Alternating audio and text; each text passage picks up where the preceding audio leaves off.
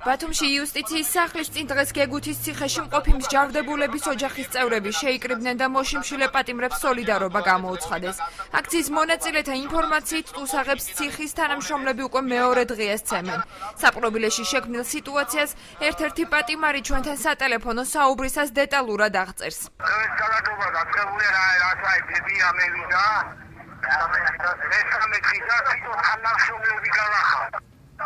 რომელი თანამშრომელი პატიმარს ნორმალურად ექცევა და ლაპარაკი შეუძლია, რატომ ასე ლაპარაკები პატიმარს?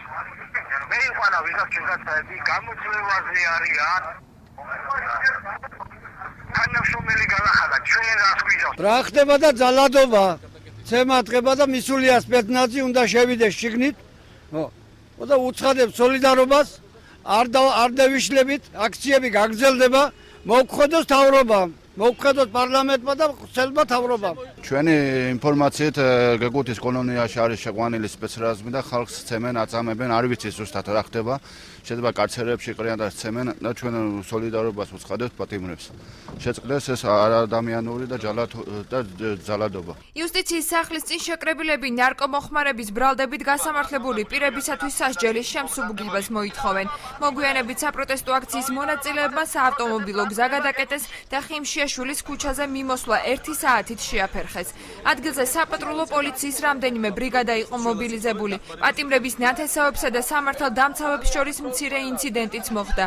პატრულის თანამშრომელმა საავტომობილო გზის გათავისუფლებას სცადა, რასაც შეხლა შემოხლა მოჰყვა.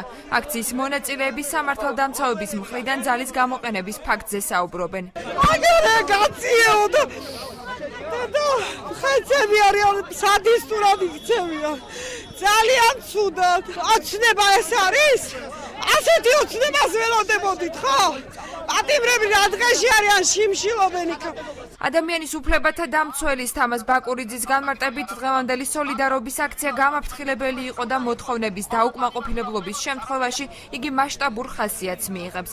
ბაკურიძის თქმით, ხელისუფლებამ პატიმრების მდგომარეობის გაუმჯობესების კუთხით ეფექტური ნაბიჯები უნდა გადადგას. დღევანდელი აქცია არის იმის სიგნალი, მესიჯი, რომ ხელისუფლებამ რაღაცა გააკეთოს, რომ პატიმრების მდგომარეობა გაუმჯობესდეს და ის დანაპირები, რაც შეეხება კოდექსის შეცვლას, აი 260-ის იმის საზღვრის გადაკვეთის შესახებ, რაც დაპირდა ხელისუფლებამ რომ შეიცვლებოდა, ეს შეასრულოს. ეს წინააღმდეგ შემთხვევაში ეს აქციები უფრო დიდი და მასშტაბური გახდება. გეგუთის ციხეში მსჯავრდებულების მდგომარეობის შესახებ ინფორმაციის მიღებას მაცნე მთელი დღის განმავლობაში სასჯელ აღსრულებისა და პრობაციის სამინისტროსაგან ცდილობდა, თუმცა უწყებაში ჩვენ სატელეფონო ზარებს არ უპასუხეს.